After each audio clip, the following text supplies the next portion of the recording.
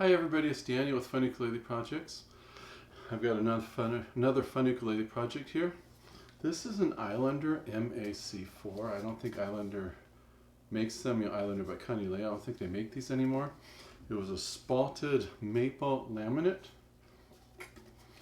And what I like about the Islanders is that they have a 1.5, that's 38 millimeter, 1.5 inch nut.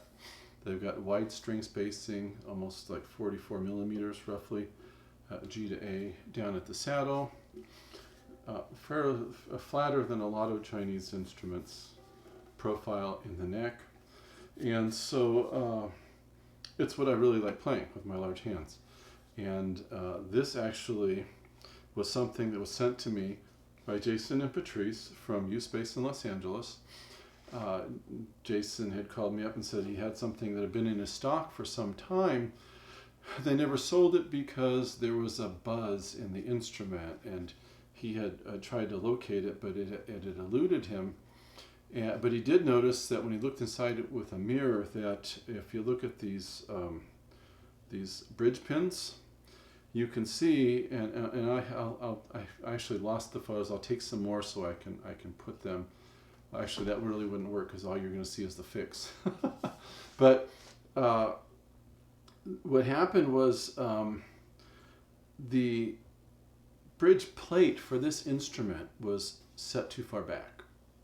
So the holes for the G and the A, and I'm saying G and A this way because this has been strung left-handed. I'll get to that a little later in the video.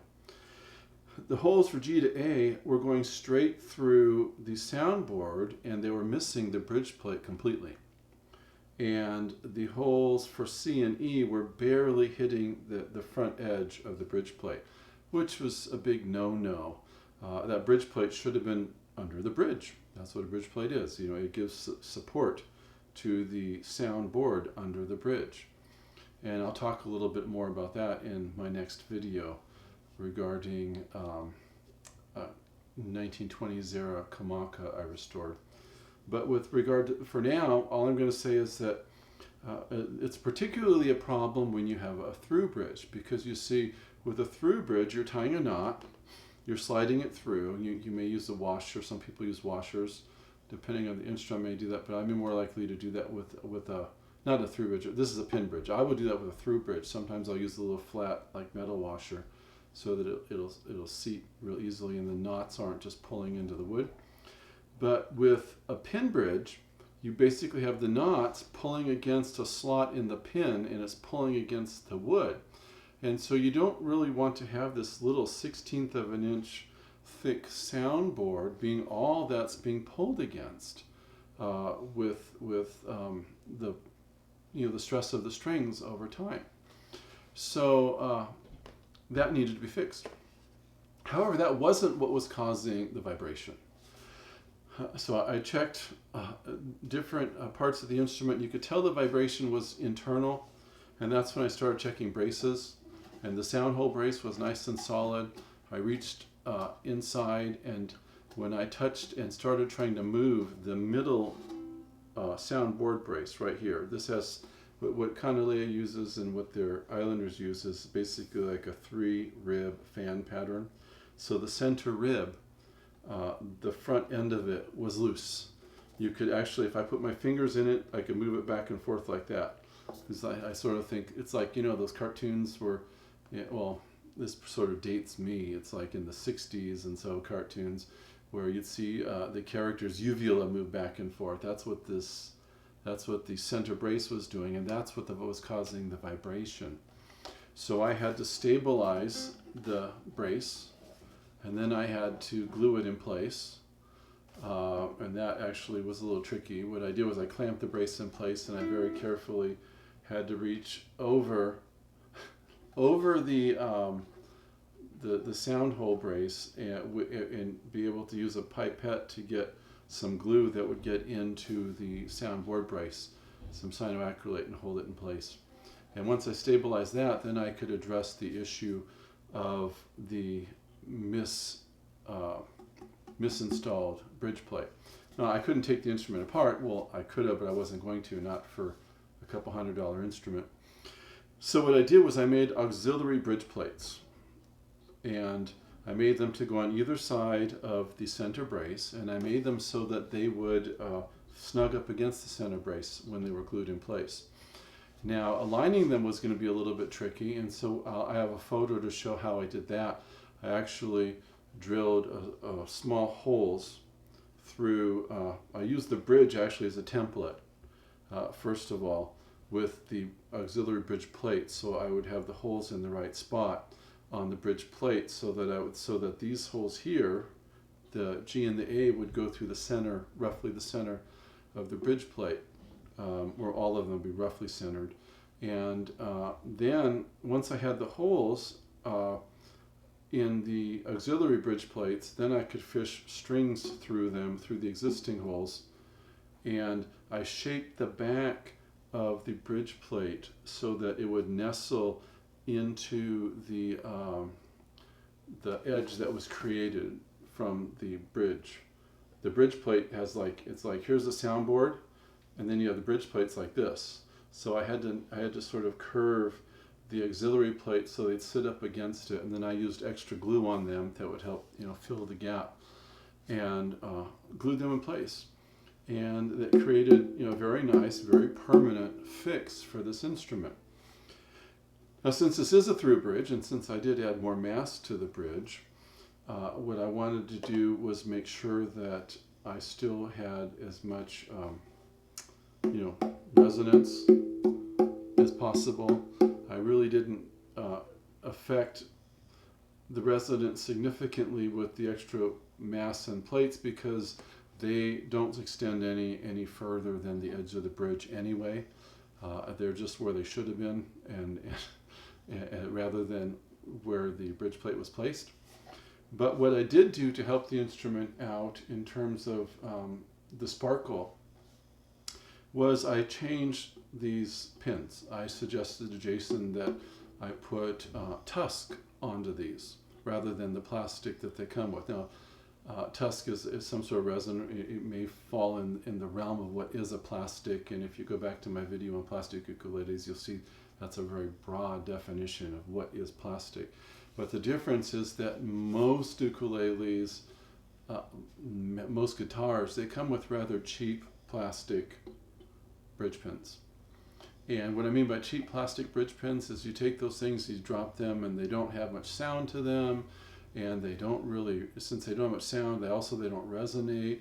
They work more like a vibration damper than they do a vibration enhancer.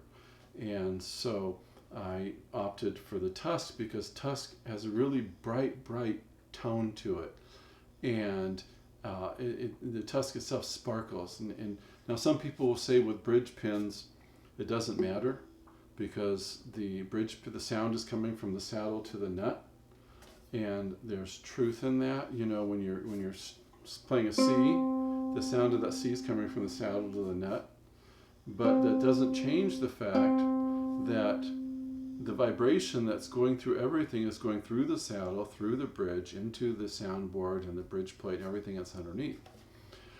So that being the case, you want it to vibrate as actively as possible. And that being the case, would you rather take 4 plastic rods that actually dampen vibration and shed them right through the center of your sound generating area? Or would you like to take 4 rods that actually enhance vibration, that have a bright sparkly tone themselves, and put them through this area? And I chose to do the latter. I did the same thing with my Islander. I really like the difference that the tusk pins make, and so that was the other modification I did to this instrument. Down the road, I'll probably put left-handed fret markers on this, because what I didn't know when I was repairing this was that when it was all finished, I was getting ready to return it to Jason and Patrice. I told them, out of all the instruments I've worked on, this is one it's a little difficult to give back, because it just has such a beautiful sound. And Jason and Patrice said, well, it's funny you should say that, because we actually were planning on giving it to you. So essentially, you fixed it for you. And I was just like, wow, thank you. And if you ever see this, Jason Patrice, thanks again. It's just a wonderful instrument. My last video I played Joy to the World. Here, I'll play Joy to the World on this.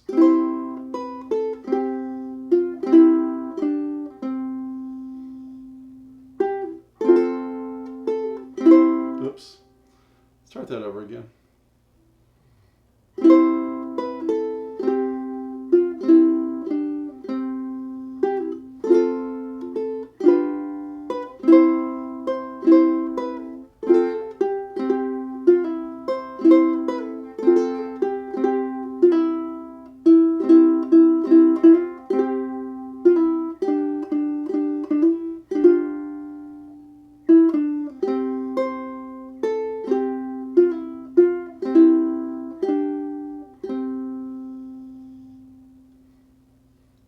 Or another song I've been playing a lot lately, Sonoe.